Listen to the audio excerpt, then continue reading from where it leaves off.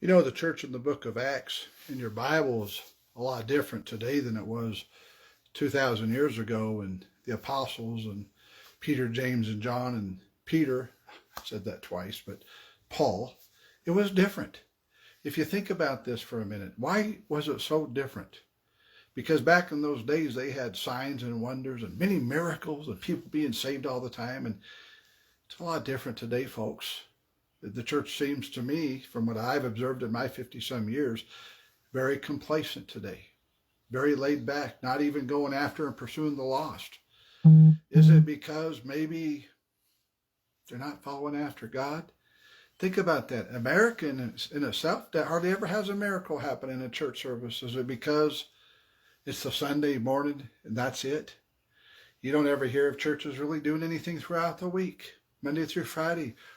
Where's our leadership at? Where have they disappeared to? Just asking the questions, you know.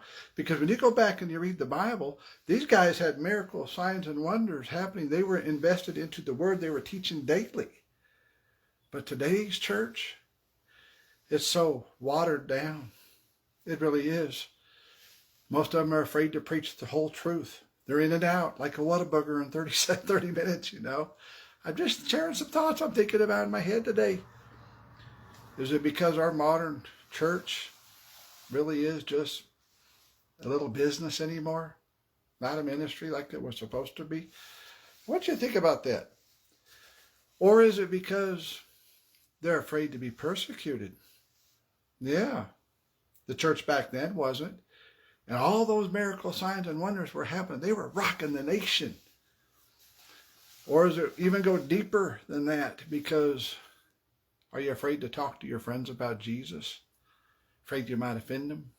Just give you some thoughts to consider today. Maybe it's because most of us really aren't following the law of Jesus. Yeah. Ask yourself a deep question. Do you really love God, or do you just love yourself?